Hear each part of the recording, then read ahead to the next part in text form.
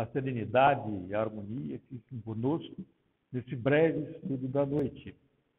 Os 10 mandamentos nós conhecemos não só pela doutrina espírita, mas também por outras religiões que muitos de nós, como eu, conheceram, porque realmente esse decálogo de justiça, 10 leis, estão consolidadas muito fortes em todas as religiões cristãs, todas as filosofias.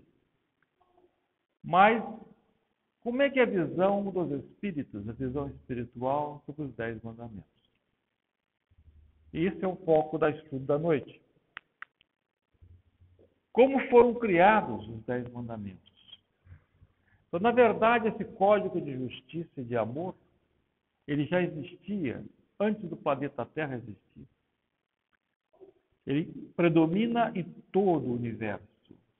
Moisés foi um médium designado por Jesus que nos legou esses 10 mandamentos há 3.500 anos atrás.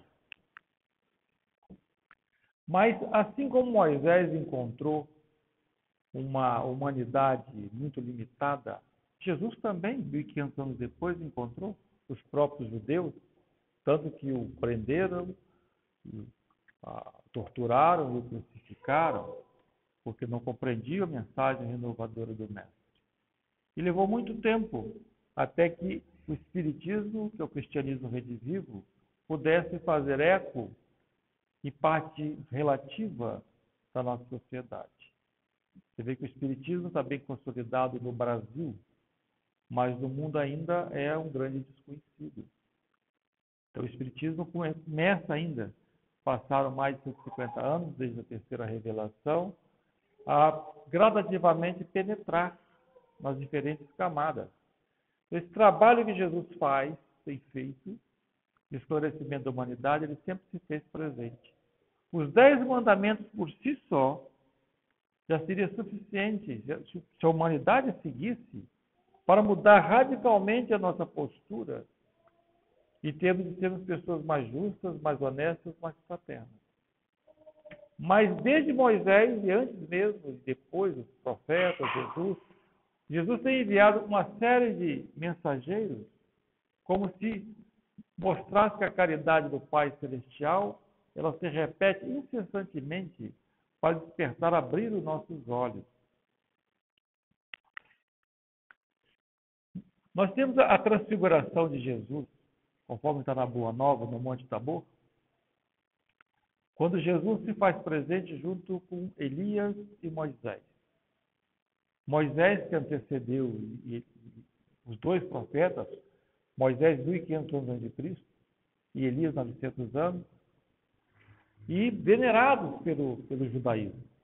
Então Jesus está lá no Monte Tabor, quando se faz a transfiguração, confirmando que Moisés foi um enviado, um profeta enviado pelo Mestre, assim como Elias, dotado de uma missão gigantesca, levar particularmente o monoteísmo, a crença no Deus único, numa sociedade politeísta, que era, no caso, o Antigo Egito. Interessante nesse livro A Caminho da Luz, quando Emmanuel descreve as principais raças-mães que deram origem à nossa humanidade.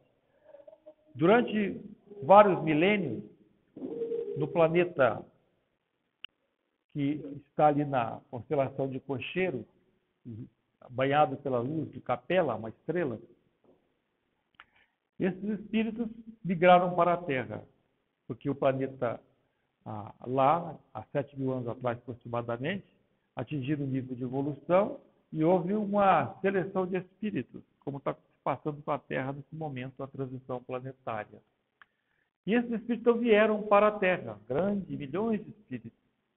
E dessas raças que deram origem aos hebraicos, depois no continente africano, na Europa, mas diz Emmanuel que os egípcios eram os mais evoluídos no aspecto espiritual.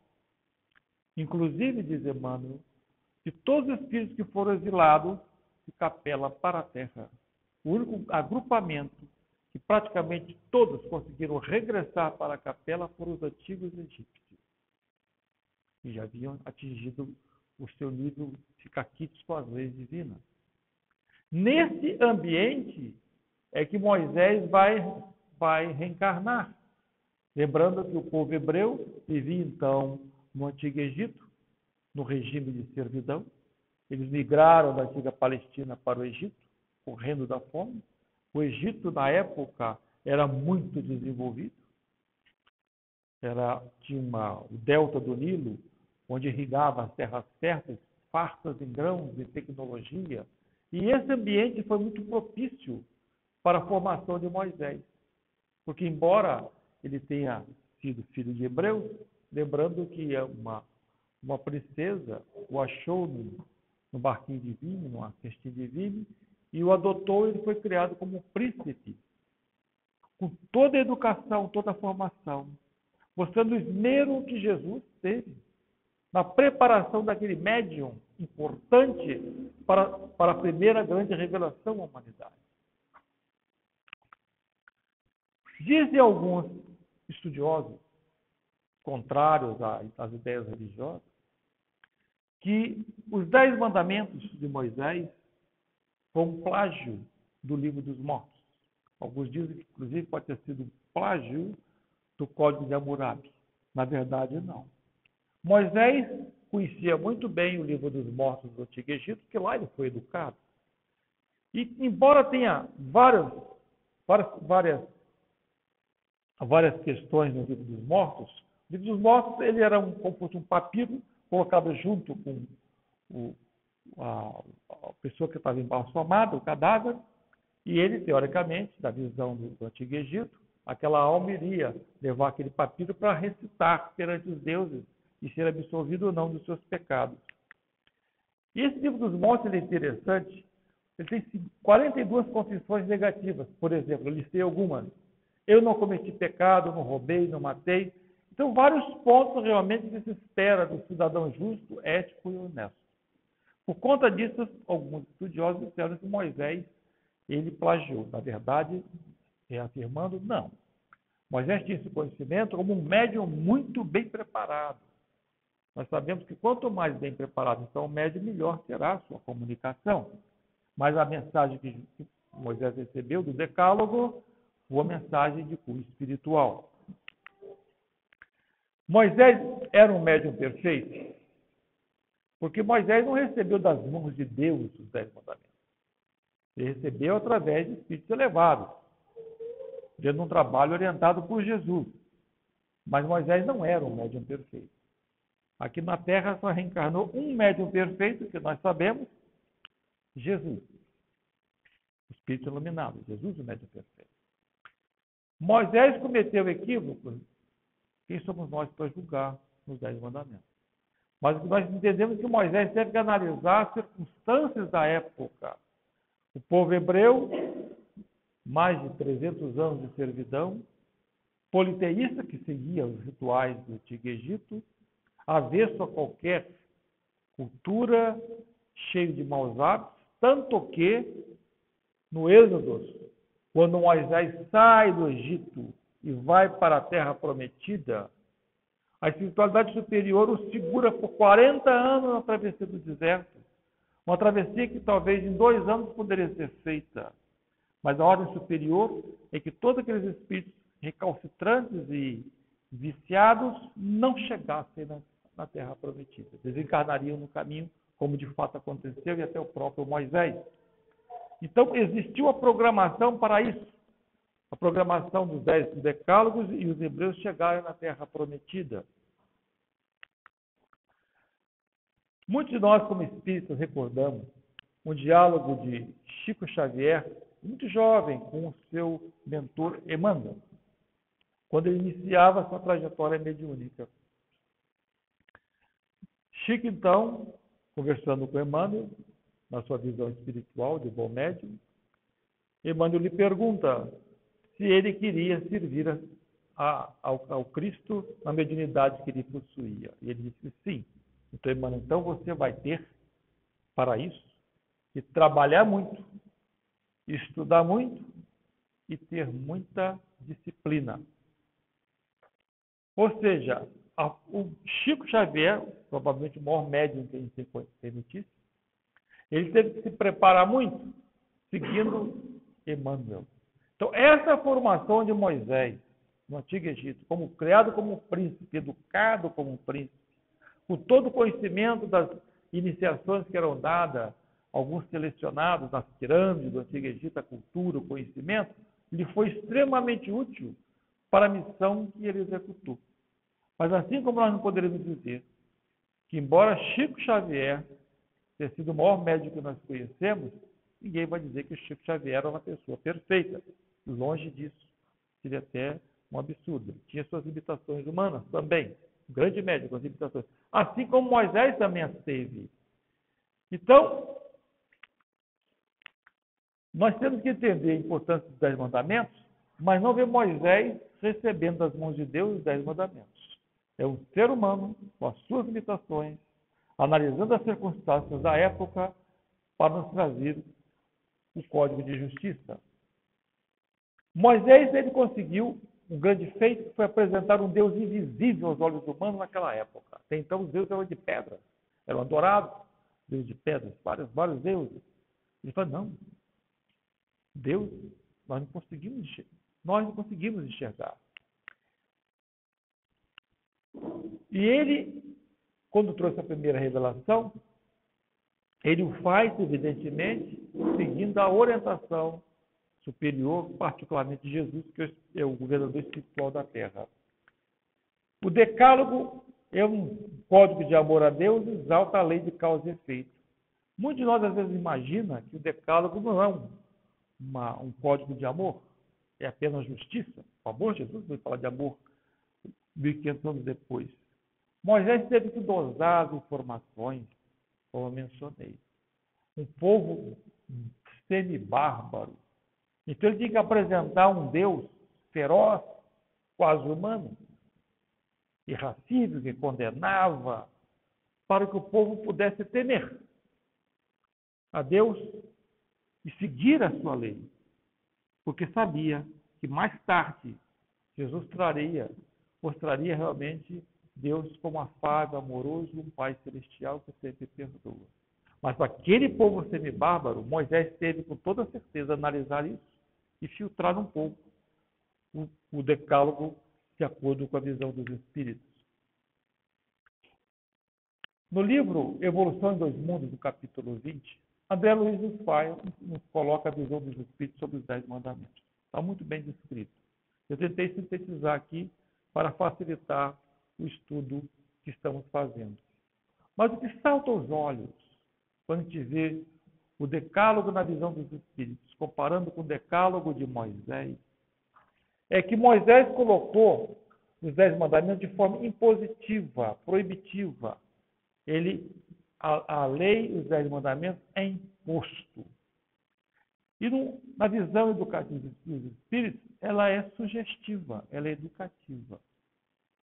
Se nós formos nas obras dos Espíritos entender o contato e o diálogo que nós temos com almas nobres, espíritos elevados, que se manifestam através dos médiuns, ou mesmo em projeção astral, os espíritos superiores sempre conversam conosco de forma muito nobre, respeitando as nossas limitações, respeitando a nossa consciência, respeitando o nosso livre-arbítrio.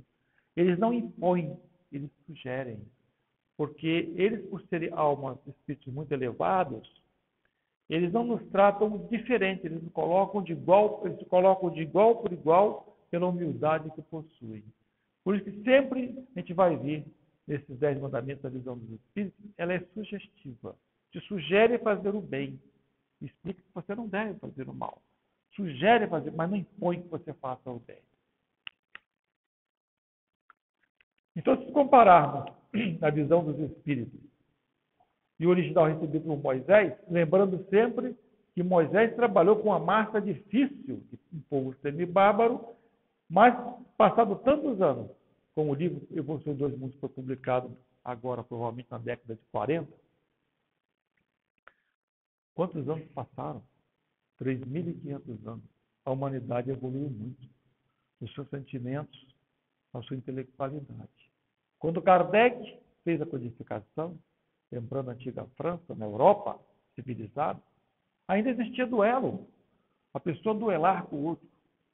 E com a arma, com a espada, tirar a vida de outra pessoa. Isso é inconcebível imaginar isso nos dias atuais. Mesmo um país atrasado que dirá a Europa. Então você vê que a humanidade vai gradativamente evoluindo. Lembrando então, no Decálogo de Moisés, o primeiro mandamento, ele começa: eu sou o Senhor vosso Deus, não irás adorar imagem de pedra ou figura alguma. Então ele vai impondo: eu sou o Senhor vosso Deus.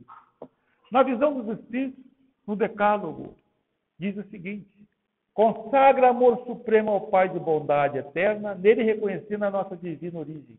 Consagra amor, ame Deus, reconhecendo nele a nossa divina origem. Que foi que Jesus nos disse? Vós sois Deus, porque somos filhos de Deus, com as nossas limitações, evidente. Se nós observarmos, embora não conseguimos entender Deus pelas nossas limitações intelectuais e morais devido ao nosso nível evolutivo, mas podemos observar Deus nas suas obras. O mundo maravilhoso que o Pai Celestial nos ofertou, lagos, montanhas, árvores, tão bonito o nosso planeta azul. Deus nos deu, nos criou como espíritos imortais. Nós temos a eternidade. Nos diz Emmanuel, O Caminho da Luz e Evolução em Dois Mundos, as duas obras se complementam, que a nossa idade sideral hoje está em torno de 1 bilhão e 500 milhões de anos. E nós estamos mais ou menos na metade dessa trajetória, até sermos espíritos puros. E como a nossa trajetória ainda é longa pela frente, nós temos mais de 1,5 bilhão de anos ainda, até sermos realmente espíritos puros. Como Jesus nos diz, puros de coração. Puros de coração. Se observarmos o panorama nosso, ligar a televisão e jornais, nós ficamos tristes, muitas das vezes, com as notícias. No mundo, morre de 30 a 50 milhões de pessoas de fome. E quase 1 bilhão, de pessoas subnutridas. A população de 7 bilhões. Onde nós temos uma agricultura, uma tecnologia capaz de alimentar todo mundo muito bem. Subnutrição significa mal alimentado, ou não alimentar o suficiente em condições que a pessoa fique com a saúde mais forte. E acaba acontecendo a enfermidade.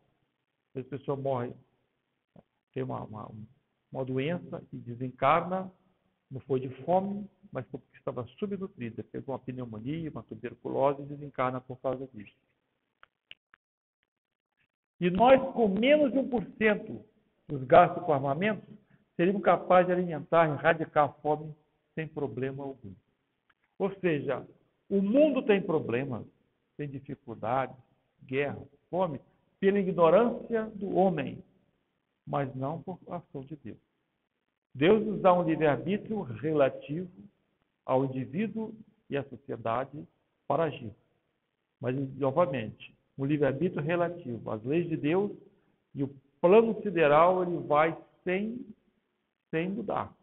Ele vai dentro de uma fronteira onde o nosso livre-arbítrio não atrapalhe demais o processo evolutivo da humanidade. Então, pela doutrina espírita, nós compreendemos que nós fomos criados simples e ignorantes e gradativamente vamos subindo a escala evolutiva no aspecto intelectual e moral, ficando espíritos mais elevados e um dia espíritos puros. A reencarnação é um processo necessário, mas é evidente que nós evoluímos também na erraticidade, no mundo espiritual, mas a reencarnação é importante. E todo esse processo Deus nos confere pela sua bondade infinita para que nós possamos crescer. O segundo mandamento, Moisés coloca: não tomeis em vão o santo nome do Senhor vosso Deus. Ou seja, não usar de forma banal. Mas Moisés aqui simplificou. Porque, na verdade, na visão dos espíritos, é um pouco mais profundo. Aqui, em positivo, não tomeis. E aqui não, é sugestivo. Evita cair nas armadilhas da vaidade, do orgulho, ao tentar patronizar os atributos divinos, absolutos, pelos acanhados atributos humanos. Não tentar imaginar que Deus é igual a um homem. Ah, mas eu fico aborrecido quando alguém me agride. Eu fico colérico. Deus também fica. É a visão do homem tentando achar que Deus é igual a ele.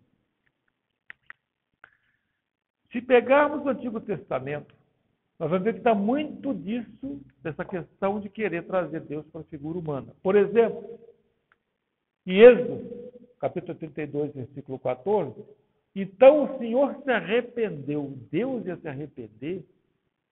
O Pai Celestial se arrepender de alguma coisa, então não seria Deus. Ele é perfeito. Ele sabe de onisciência e onipresença, sabe tudo o que vai acontecer. Como se arrependeu? Mas é porque a nossa visão, se eu me arrependo de alguma coisa, Deus também se arrepende. Em Números, capítulo 6, versículo 24, o Senhor faça resplandecer o seu rosto sobre ti, o rosto de Deus. Então Deus seria o velhinho de barbas brancas? Isso seria Deus? Na visão dos antigos profetas, é como eles entendiam.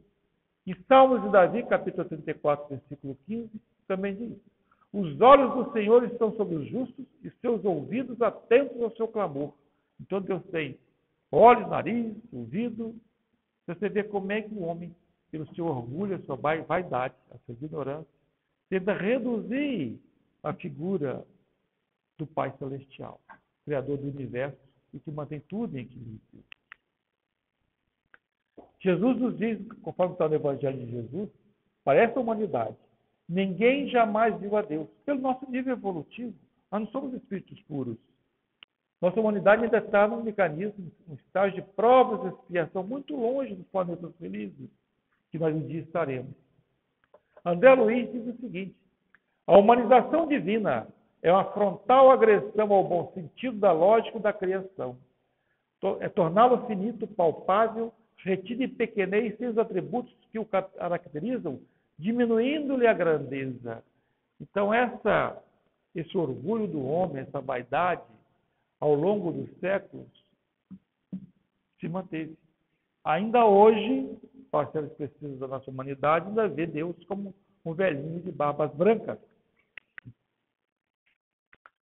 Transformar Deus numa figura humana foi um equívoco apenas dos judeus? Será que só os judeus se equivocaram na interpretação do Pai Celestial?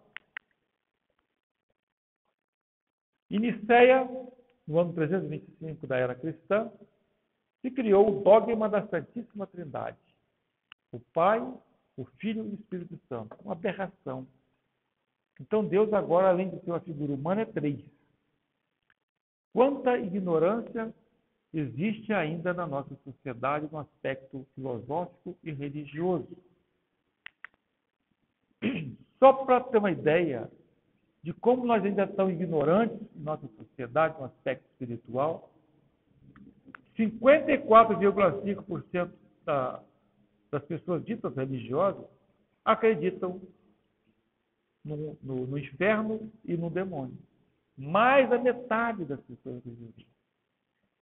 32% da população, e os católicos e protestantes, um céu ocioso, onde se toca harpa e fica em contemplação para Deus.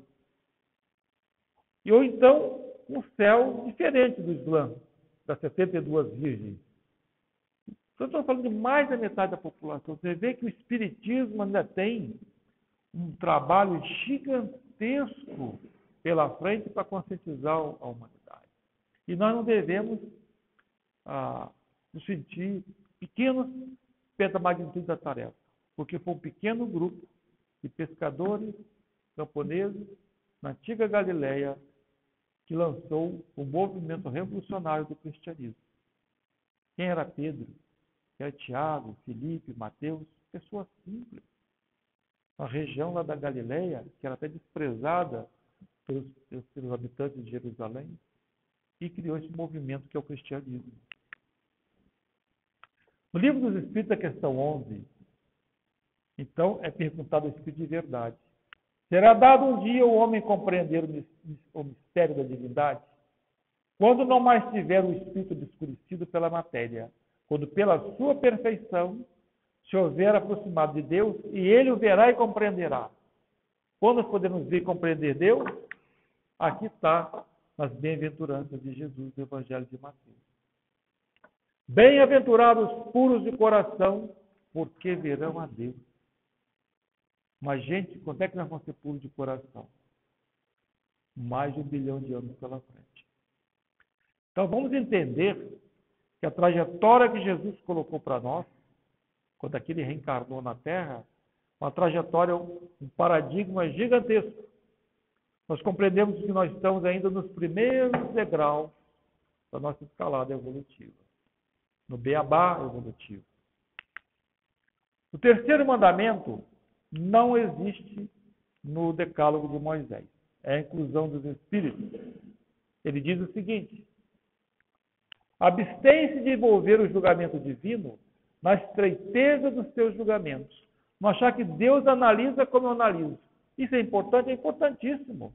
Lembrando que na antiga Judéia, os homens e as mulheres adúlteras eram para ser apedrejados. E estava na lei. Está em Deuteronômio. Jesus nos provoca, quando ele diz para a mulher pecadora em praça pública, aquele que não tiver pecado, atire a primeira pedra. E todo mundo foi embora. Porque todos nós temos falha. O mestre sabe disso. Então Jesus nos sugere, em vez de apontar o dedo para o nosso irmão, olhar para dentro de nós, as nossas limitações. Porque a visão de Deus não é humana, é a visão cósmica, a visão universal. Entendeu? No livro Caminho da Luz, Emmanuel, naquela época, quando foi publicado o livro, disse que a comunidade de espíritos angelicais, que coordena os movimentos das galáxias, dos universos, teve 2 reuniões antes de contra o planeta Terra. A primeira reunião foi para decidir com Jesus a formação do planeta Terra, aproximadamente 5 bilhões de anos atrás. E a segunda reunião, quando eles estiveram todos os anjos juntos, para decidir a reencarnação de Jesus. Ou seja, a reencarnação do Mestre Jesus foi tão importante quanto a formação do planeta Terra. Só para nós termos uma ideia de quão pouco nós compreendemos a grandeza do Altíssimo. O sacrifício de Jesus reencarnar aqui, para mais uma vez reiterar a sua mensagem de amor e de justiça que Moisés já tinha lançado quando ele reencarnou 15 séculos antes. No livro Brasil, Coração do Mundo, Pátria do Evangelho, do Beto Campos Chico Xavier, tem um diálogo de Eliú com Jesus, aproximadamente no século XIV, quando Jesus estava decidindo transplantar o Evangelho da antiga Palestina, a árvore do Evangelho, para o Brasil. E ele conversa com ele, então, conferir o local, que ele queria sair daquela região da Europa, havia cheio de preconceitos, cristalizados, guerras, e o mestre queria um lugar virgem, e eram os índios, claro, trazendo os africanos e os europeus para constituir a nova raça. E ele diz então para Jesus: mestre, o local a que se refere fica mais ao sul, estava então na Europa. E lá então está banhado pelas luzes do cruzeiro, do símbolo do martírio que o Pai Celestial fez para ti. Ou seja, quando foi feito o Cruzeiro do Sul, junto ou antes do planeta Terra, o Pai Celestial já sabia da vinda de Jesus, da sua crucificação, e constituiu o Cruzeiro do Sul como homenagem ao sacrifício de Jesus pela humanidade. Mostrando que o plano sideral de Deus para conosco, ele sabe o que vai acontecer. Por isso que nós, como espíritas, temos que entender um pouco mais, não só a mensagem de Jesus, mas o próprio Decálogo de Moisés, para fortalecer nossa fé em Deus e ter certeza que todas as coisas que acontecem na nossa sociedade não estão sem controle. Os descasos, as guerras, as corrupções, as violências, fazem parte do plano sideral dentro do livre-arbítrio limitado que nós possuímos. Então, não existe improvisações. A Terra já foi um planeta primitivo, hoje é um planeta de prova e expiação, e mais 70 anos completa a fase de transição e passa a ser plenamente o planeta de regeneração, e vai assim sucessivamente até se tornar um dia um planeta puro. O quarto mandamento, na visão dos Espíritos, é parecida com o terceiro mandamento de Moisés, quando ele diz: santificarás o dia de sábado. Até hoje tem o Shabat, por parte dos judeus. Os árabes também não trabalham no sábado. Domingo é um dia normal de trabalho, mas sábado não. Sábado se descansa. Eu já viajei para aquela região e já sofri um pouquinho desses problemas que a gente esquece dessas coisas. Chega lá, está tudo fechado. Mas santificar o dia de sábado já foi um avanço para a ignorância da época dos antigos hebreus, mas é mais complexo. Diz então os Espíritos: recorda o impositivo da meditação, em teu favor e em benefício daqueles que tendem à esfera do trabalho, para que possam assimilar com segurança os valores da experiência. Então Jesus nos sugere a meditação e oração. Ele fazia isso. Meditação e oração. Não no dia de sábado, sempre que nós pudermos. Sócrates usava muito esse conhecimento, conhece a ti mesmo, que era um dizer que estava na entrada do templo de Apolo em Delfos.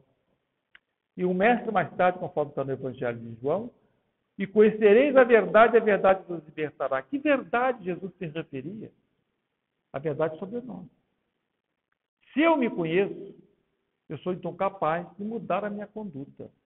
Se eu não me conheço, eu vou continuar repetindo os mesmos erros. Por isso que diz então Sócrates: conhece a ti mesmo, e você vai se modificar. E está realmente num dos mandamentos de Deus a necessidade da oração e meditação, para termos essa introspecção, a capacidade de conhecermos melhor.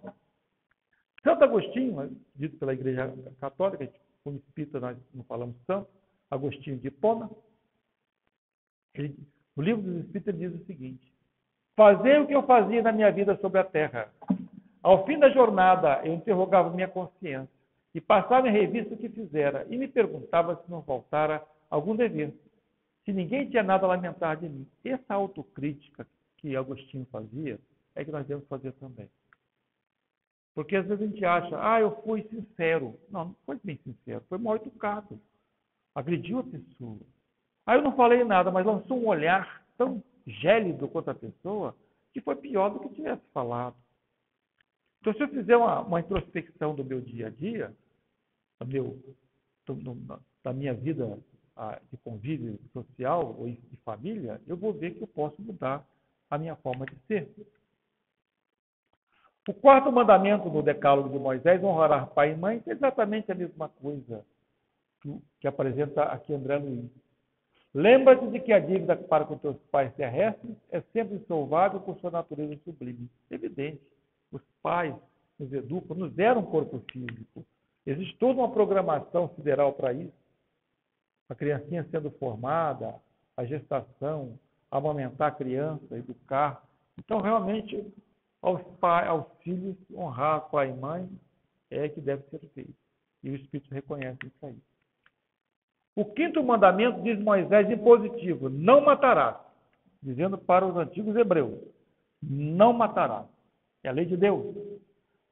Os espíritos superiores não dizem isso. Não diz você não matar. Responsabilizar-te-á pelas vidas que deliberadamente extinguiram. Olha, você quer fazer isso? Você vai ser responsável por isso. Você vai plantar a semente e você vai colher isso aí. Ou seja, os espíritos nobres, eles nos chamam um convite à nossa introspecção, à nossa análise, para mudarmos o nosso comportamento. Na visão dos espíritos, a gente conhece pelo espiritismo, se alguém comete um crime, com consequência, vai passar um período nas regiões umbralinas, um processo expiatório, para despertar a consciência. Depois vai encarnar, em expiação encarnada, as mesmas experiências que provocou no outro. E, por fim, reencarna para ressarcir o débito.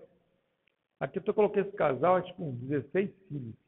Claro que é só um exagero, mas mostrando a necessidade de ressarcir o corpo físico se ele foi deliberadamente extinto pelos nossos crimes.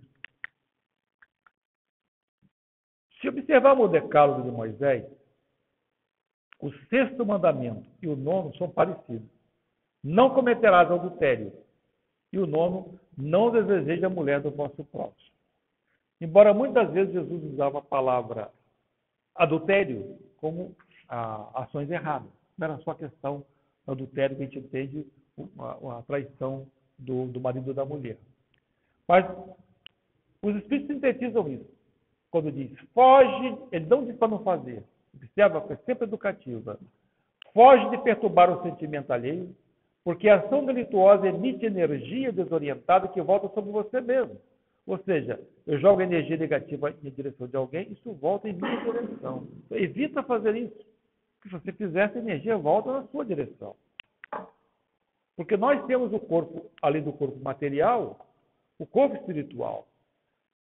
Muitas pessoas conhecem aquele romance, o retrato de Dorian Gray, que é romancista inglês, onde escreve um jovem que cometia muitos crimes, muitos deslizes, e o quadro ia se deteriorando. É a mesma coisa que acontece com o nosso corpo espiritual. As nossas ações, boas ou más, vão afetando o nosso corpo espiritual. Então, tudo que eu faço de equivocado, se eu agrido uma pessoa, vai ter consequências. Muitas vezes, as nossas reencarnações podem ser dolorosas. A gente vê pessoas reencarnando em zonas de conflito, ou reencarnando com sérios problemas de saúde. Ora, Deus é justo, Deus é bom. E Ele nos coloca lições dolorosas, necessárias para nós, para despertar do nosso coração endurecido. O 7º mandamento no decálogo de Moisés diz, não roubar. É o máximo que o Moisés podia falar na época. Não roube. Já estava muita coisa 3.500 anos atrás. Mas na visão dos Espíritos é um pouco mais profundo. Evita a apropriação indébita para que não agraves as próprias dívidas. Não é só não roubar. Qualquer apropriação indébita. Por quê? Hoje tem muitas, particularmente no Brasil, pessoas fazendo leis em benefício próprio. Ah, mas isso é legal. Mas se é imoral, é uma apropriação indébita. Está agredindo as leis divinas.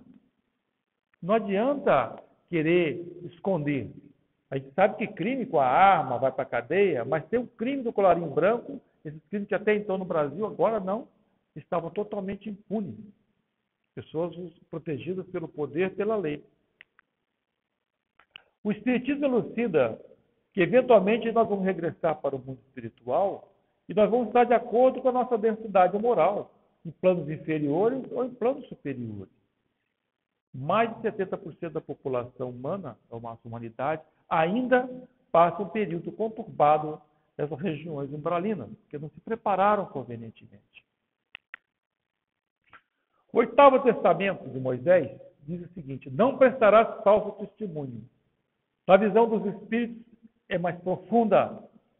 Retira de teus lábios toda palavra que prejudique o próximo, a fim de que não transforme um dia em tropeço para os teus pés. Ou seja, não é só não um falso testemunho.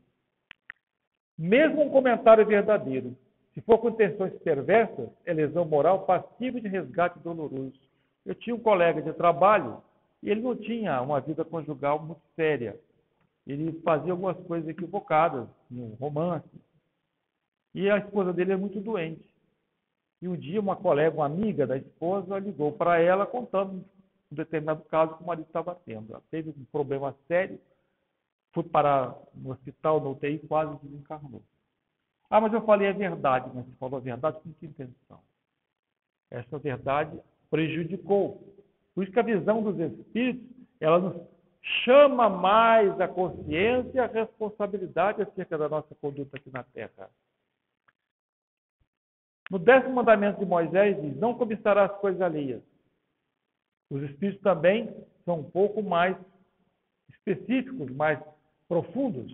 Evita a inveja e o despeito, a inconformação e o ciúme, aprendendo a conquistar a alegria pelo esforço próprio, porque os teus pensamentos irão definir as suas experiências futuras. Todas as vibrações negativas que eu faço, inveja, despeito, vêm de encontro a minha direção e me prejudica. Então não adianta essas vibrações negativas que elas vão e voltam em nossa direção amplificada. A doutrina espírita nos explica que a riqueza, como a pobreza, são experiências, são provas que nós passamos aqui. E todos nós passamos por elas. Ninguém vai ficar reencarnando sempre pobre ou sempre rico. Vamos passar para as duas experiências. E todas as duas têm as suas dificuldades. Muitas dificuldades. Nenhuma dessas provas é fácil. A gente conclui, então, entendendo que a lei de Moisés, os decálogos, foi um grande avanço para a sociedade da época, os hebreus, o povo judeu mais tarde, até vir a boa nova de Jesus e mais tarde Allan Kardec da codificação. Mas tudo obedeceu um processo de acordo com o nível evolutivo da sua época. Mas o decálogo, com toda certeza, foi um grande avanço. Isso não foi transmitido exatamente da visão dos espíritos, entre as limitações humanas, e não permitia o legislador hebreu assim fazê-lo. Mas agora os espíritos trazem para nós, particularmente através da pena do nosso saudoso Chico. Os 10 mandamentos, Código de Justiça, ele enfatiza o que Jesus sempre falou, da semeadura é livre e a colheita é obrigatória. Agradeço a atenção, passo agora a palavra para o dirigente da noite, agradecendo a oportunidade que tivemos de estar aqui todos juntos.